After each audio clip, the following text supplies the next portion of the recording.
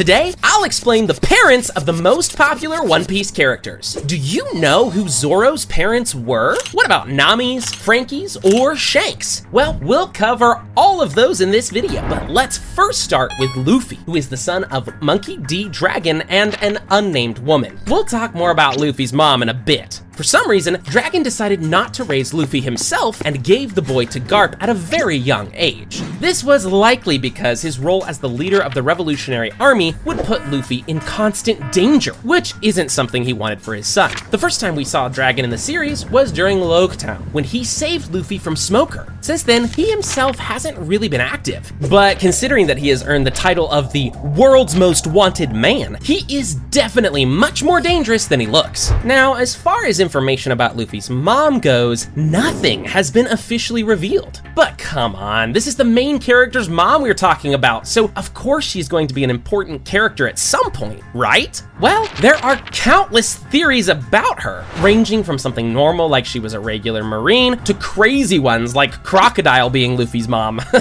Yeah.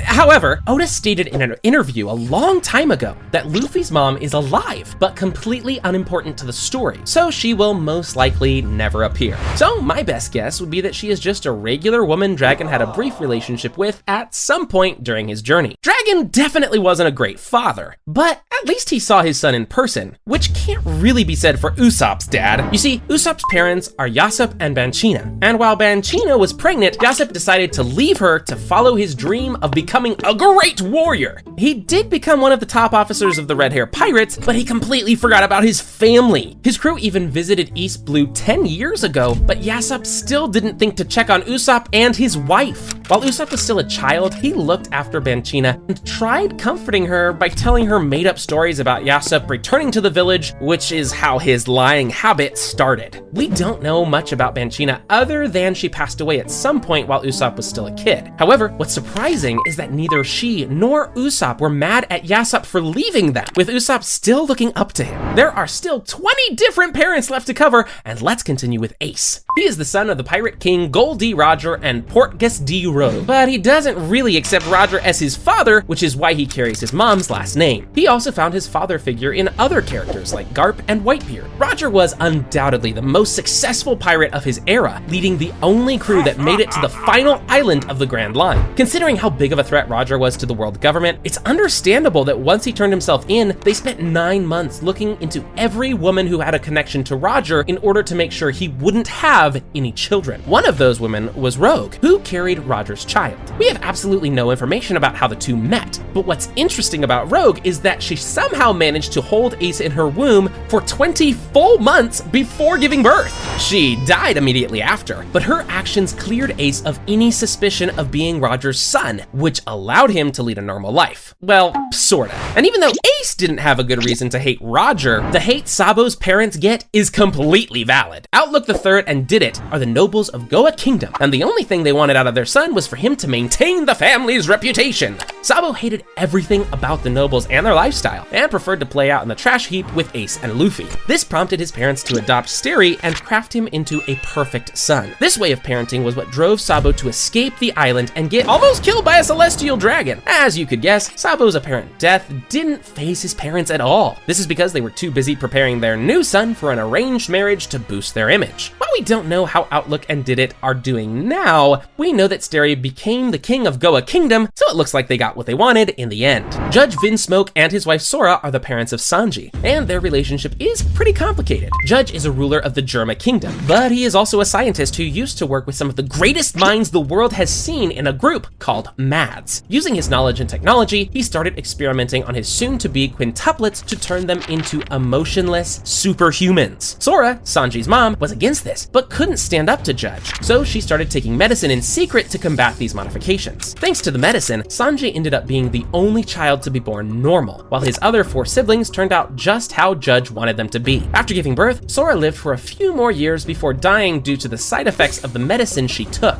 Due to these emotions, Judge saw Sanji as a complete failure, so much so that he faked his death and intended to keep him as a prisoner until the end of his life. However, his sister Reiju helped him escape. Many years later, Judge remembered that Sanji was still alive, so he arranged a a marriage between him and Big Mom's daughter in order to expand his kingdom and influence. After that failed, Sanji ended up saving Judge and all of his siblings from getting assassinated. Recently, Judge has teamed up with Caesar Clown, and together they formed Neo-Mads, a science group that aims to surpass Vegapunk, but considering that Vegapunk is dead, I don't really know what their goal is anymore. Now, if you remember Frankie's flashback, he was abandoned by his pirate parents when he was 10 years old. But the thing is, we never learned who his parents actually were. Well, what if I tell you that we already know a pirate who abandoned his son 26 years ago, which lines up perfectly since Frankie is currently 36. That man is Queen, one of Kaido's all-stars, who is also a scientist, which would explain Frankie's love for science from such a young age. Queen was a member of the research team Mads, but after it was dissolved 26 years ago, Queen kicked Frankie off the ship and went to look for a new group, which is how he joined the Beast Pirates. It's a bit sad seeing that Queen couldn't even recognize his own son, but it's also understandable since Frankie did numerous upgrades on himself and even changed his name from 𝗕𝗲𝗰𝐿. And with Queen in prison after the Beast Pirates' defeat, the chances of them having a family reunion are 0, which is probably for the best. Oh, and as for Frankie's mother, we have no idea who she might be. Look, I swear we'll get to the actual good parents soon, but before that, I want to cover Yamato's parents. Kaido was a member of the Fearful Rock's pirates, but after Rock's defeat at God Valley, he, like many of his mates, split off to start his own crew. Around 4 years after creating the Beast Pirates, Kaido met Yamato's mother. Although Yamato's mother was never officially introduced to the story, there are some compelling theories as to who she might be, which we will cover in a bit. Now, Kaido was a pretty bad parent, but he wasn't too extreme like Sanji's dad, for example, until Yamato started idolizing Odin and pretending to be him. This infuriated Kaido to the point that he imprisoned her in a cave and planned on letting her die there. This form of parenting, if you can even call it that, is what made Yamato hate Kaido to the point that she would side with his enemies and eventually help take him down. Ever since his defeat by the Straw Hats, Kaido's status is unknown. However, knowing it's One Piece, I guess he probably survived somehow. As far as Yamato's mother is concerned, the leading theory is that she is actually Gloriosa, the former empress of Amazon Lily. You see, we already know that she was afflicted by love disease earlier in her life and has escaped to Amazon Lily to avoid it. From the looks of it, Gloriosa went back to Amazon Lily while Yamato was really young, which makes this theory plausible. There's also this panel where we see that strength is beauty on Amazon Lily. And do you know who is one of the strongest beings alive? Yep, Kaido. So, although we can't know for sure, Gloriosa being Yamato's mom is certainly possible. And there are more great parent theories like this, like for Nami and Zoro, for example, but before we get to those, let's continue with Weevil. There's a lot of debate about Edward Weevil and if he really is Whitebeard's son. So let's take a look at some facts. Buckingham Stussy and Whitebeard were both crewmates on Rock's ship until they went their own ways 38 years ago. Considering Weevil is 35 years old, the chances of Whitebeard being his real father are rather low, since the crew was already disbanded by then. However, what if Whitebeard actually is his father, but in a more weird way? Let me explain. As we already know, Mads did create a successful clone of Stussy, so it's very possible that Weevil is a clone too, created with Stussy and Whitebeard's DNA. Stussy only revealed that Weevil is Whitebeard's son after Whitebeard was already dead, and this is likely because she was scared of Whitebeard denying those claims if he was still alive. Anyway, Stussy tried using Weevil to get her hands on Whitebeard's fortune, but that plan was a complete failure. Upon arriving at Sphinx, Weevil tried protecting the villagers from the Marines instead of looting the place for himself, and he eventually got defeated and imprisoned, leaving Stussy alone, helpless, and worst of all, broke. It's pretty ironic that Doflamingo's parents were some of the nicest in the story, but they still ended up having terrible endings. So the Don Quixote family were celestial dragons living literally on top of the world, only interacting with humans when they used them as slaves. However, Homing and his wife weren't like that, which is why they decided to throw away their title and go live normal lives among other humans with their 2 kids, Doflamingo and Rosinante. They were doing fine for about a day until people caught on to who they really were, which is when chaos emerged. Their whole house was destroyed and people were even ready to kill them. So Homing took his family far away to live in a small cabin. His wife, who was never named, was already sick by then, and because they had no one to turn to for help, she passed away. But even worse, the Coven people found out where they lived again and came to torture them. Doflamingo's hatred for his father kept growing and growing as he blamed him for renouncing their titles as celestial dragons. Eventually, he completely snapped kidnapped and shot homing, hoping that killing him would return him to his old life. Momonosuke and Hirori were children of a legendary Wano samurai, Kozuki Oden, and his wife, Toki. Oden was a problematic, chaotic person from a young age, with his dream being to leave his homeland and go on an adventure. This dream came true when the Whitebeard pirates visited Wano, so Oden jumped into a fight with Whitebeard and then sweet-talked him into joining the crew. But before he officially joined the crew, he saved a girl named Toki from a bunch of slave traders. Toki was born during the Void Century, but she ended up in the present time by using her devil fruit to send herself into the future. Anyways, she came aboard Whitebeard's ship with Oden too, and the two developed a romantic relationship. Just 2 years later, their first son, Momonosuke, was born, and 2 years after that, Hirori was born. As their journey on the seas continued, Toki fell sick, so she was left on Wano to take care of the children while Oden went for one last adventure. When he finally arrived back, everything had changed because Kaido took control of the island in his absence. Oden then made some bad decisions, and even though he was stronger than Kaido, he ended up getting killed. When Toki heard of this, in her last moments, she used her devil fruit powers to send Momonosuke into the future to ensure that the Kozuki bloodline would live on. Now, to screw up so bad that your own child ends up turning from a law-enforcing Marine to one of the most dangerous criminals is something only Garp could do. But then again, looking at how he was constantly beating his grandson, we can assume that he was even worse towards his actual son, Dragon. Jokes aside, we know absolutely nothing about the relationship between Garp and Dragon. However, something big definitely broke out between them for Dragon to quit the Marines and go on his own path. Interestingly, Garp doesn't seem to be on the hunt for Dragon as he was for Roger, so I'd say their relationship is most likely fine. Either that, or Garp is simply too busy eating donuts and being a badass to waste his time scolding him. One sad thing about this is that Garp and Dragon will most likely never meet in the show because Garp getting defeated and imprisoned on Hachinosu could be really bad news for him. Man, I really hope we eventually get some flashbacks revealing more about their relationship. Oh, and as for Garp's wife and Dragon's mom, we have no idea who she is. There isn't even a good theory. Only 11 more parents are left to cover, and some of these I bet you didn't know about. Like, for example, Zoro's parents, whose story starts around 55 years ago, when Zoro's grandma, Shimotsuki Furoki, and 24 other people escaped Wano and created Shimotsuki Village. Then, after some time, while living in the village, a swordsman named Roronoa Arashi met a woman named Terra, who was the daughter of a bandit. The two eventually fell in love and had a child together who they named Zoro. Not much else is known about Zoro's parents besides how they died. Arashi died fighting pirates, while Terra died from an illness. The interesting thing about Zoro's family is that we know of some other relatives as well, like for example Zoro's great uncle, Shimotsuki Ushimaru, a former daimyo of Ringo, who was seen trapped in the same cave as Yamato in her flashback. And in case you were wondering, yes, Zoro is also related to the legendary Wano samurai Ryuma, who lived hundreds of years ago. Nico Olivia was a brilliant archaeologist from the island of Ohara, the world's biggest library and research center. She was the mother of Nico Robin, and we don't know who her husband was. However, it's pretty clear that his death was what fueled Olivia to research the poneglyphs. Olivia was so set on getting to the bottom of what happened during the Void Century that she left on an expedition while leaving behind a 2-year-old Nico Robin in her sister's care. 6 years later, Olivia's whole team was captured and killed, with her being kept alive for questioning. Luckily, Vice Admiral Saul didn't believe that what happened to her was fair, so he let her escape.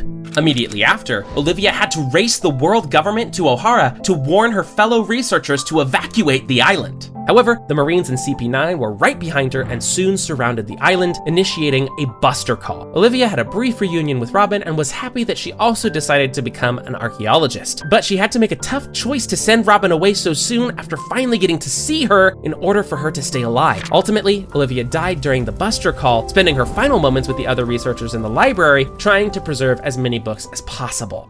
Okay, that was definitely a tragic story, but something maybe even more tragic happened to Kyros and Scarlet, who are Rebecca's parents. You see, Kyros was a street thug who killed 2 people in an act of revenge. But instead of getting executed, King Riku put him in the Colosseum. He then told him that if he won 100 battles, he would be set free. Kyros would fight and win far more than 100 times, but he didn't want to leave due to having nowhere to go and everyone on Dressrosa despising him for being a murderer. He would stay in the Colosseum for 9 years and amass over 3,000 victories until King Riku offered him a job as a guard for his two daughters, Scarlet and Viola. Scarlet kinda hated Kyros at first, but after she got kidnapped and rescued by Kyros, she fell head over heels for him. Now, they couldn't be together because the public wouldn't accept a princess being together with a murderer. So King Riku faked Scarlet's death so the two could live peacefully together in a secluded cabin. It's there that they had Rebecca, and Kyros couldn't be happier, finally having a proper life. However, everything changed when Doflamingo took over the country. Kyros did everything in his power to save the king and even lost his leg in the process. But in the end, he was turned into a toy, which meant that his existence was erased from everyone's memories. Shortly after, he saw Scarlet get shot and killed by Diamante. But the worst thing was that even his own wife couldn't recognize him in her final moments. The only thing he had left was Rebecca, so he stuck with her and raised her for the next 10 years, even though she didn't know he was her father. Thankfully, this story has a happy ending, as after Usopp knocked out Sugar, Kyros turned back to his human form, and Rebecca finally remembered him again. Then, even though he only had one leg, he avenged his wife by defeating Diamante. And once Dressrosa was freed, he and Rebecca finally started living together again as father and daughter.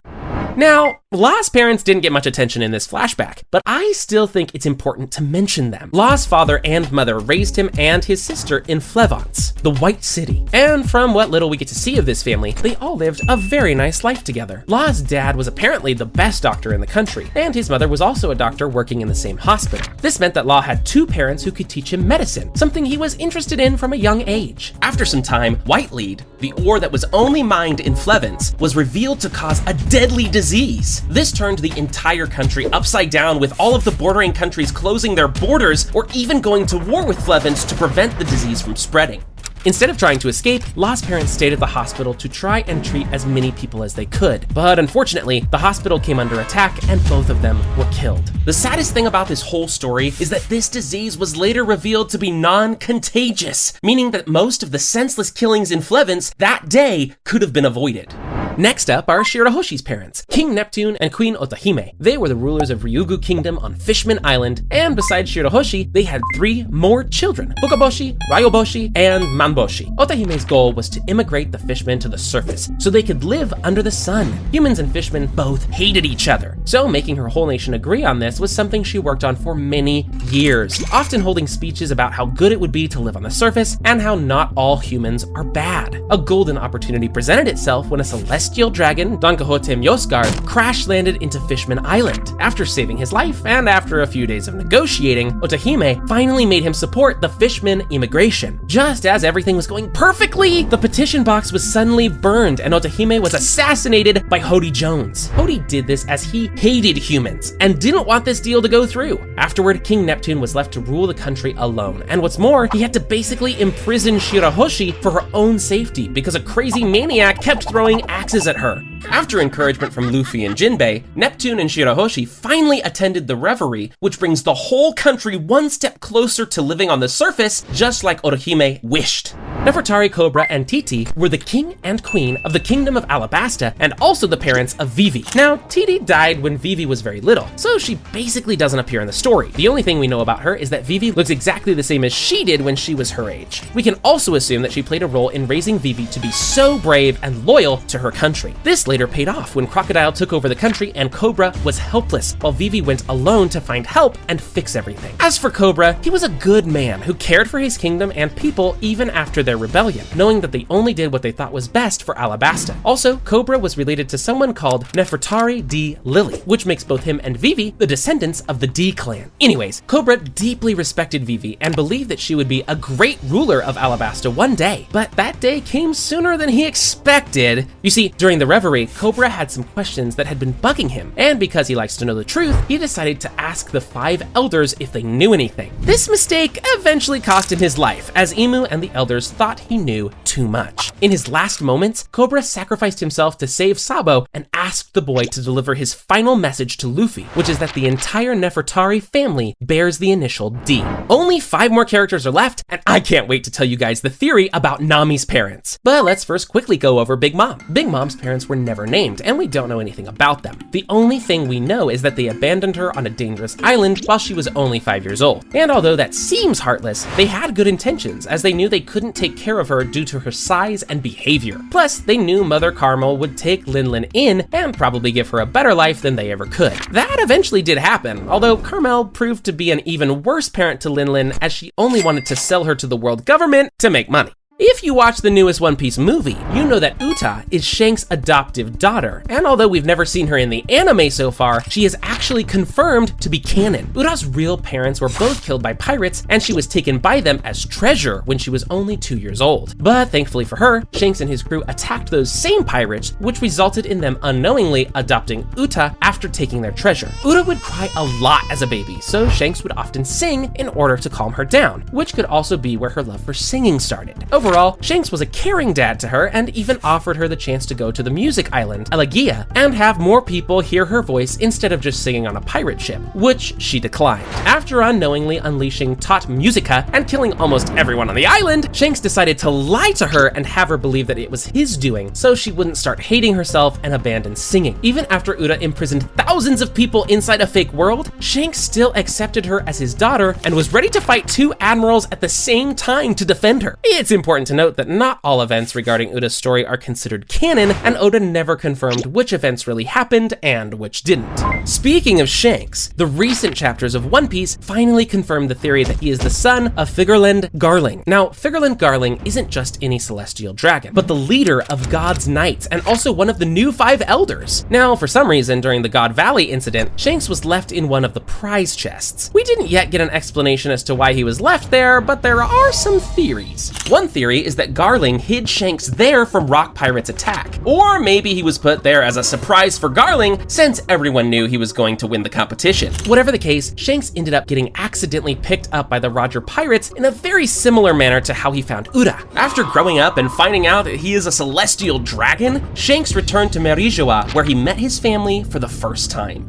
However, he didn't stay there for long and quickly renounced his birthright, choosing to live among normal humans. We don't know why he did this, but it's likely that he didn't get along with Garling very well, and also didn't like how celestial dragons do things in general. Anyways, let's just hope that we will get some more answers in the coming chapters. Before we cover who Nami's parents were, let's first quickly cover Chopper's. Since Chopper is a reindeer, his parents are, well, reindeers. They were never properly revealed, but we do have this image, which is likely of Chopper's old herd, meaning that some of these reindeers are his real parents. Anyway, his herd didn't like him because he was born with a blue nose, but after eating a random fruit, he turned into a human, so the other reindeers completely kicked him out for being a monster. After some time, Dr. Hiraluk found Chopper on the ground bleeding after some humans tried to hunt him down and decided to bandage him up and give him some food. This doctor would become Chopper's real father figure and would also inspire him to become a doctor himself. For a full year, they would treat random people by causing even more problems and then running away until Hiraluk realized that his illness was catching up to him and that he doesn't have much more time. First, he tried kicking Chopper out so he wouldn't have to see his father slowly dying. However, Chopper found out what was happening and went through all sorts of trouble in order to find a mushroom that could cure him. In the end, Chopper accidentally brought a poisonous mushroom, but Hiraluk was so moved by his effort that he still ate it. Even before the effects of the mushroom could kill him, Hiraluk died trying to save other sick people. And after he died, his dreams lived on in Chopper. Nami's real parents were never revealed in the story. However, we know that they lived in the Oikot Kingdom and died during a certain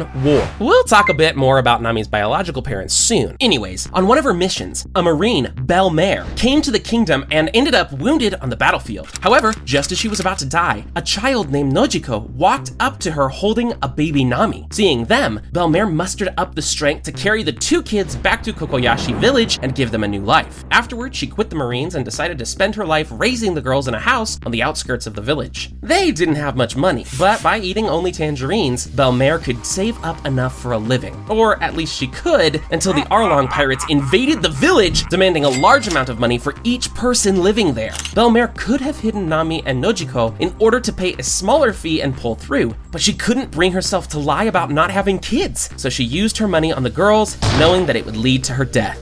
Now, you might think that we know nothing about Nami's biological parents since they were never mentioned for over 1,000 episodes, but that's not entirely true. You see, Oda actually planned on revealing Nami's backstory in One Piece movie Strong World, but he eventually decided not to do it. The main antagonist of this movie was Shiki, which led a lot of people to speculate that Shiki was somehow meant to be connected to Nami's backstory backstory, or that maybe he was even her father. Another interesting thing about this theory is that Shiki escaped Impel Down 22 years ago, while Nami was born 20 years ago, which makes perfect sense. Click on this video next where we explain the entire One Piece timeline from start to finish. Go on, click it.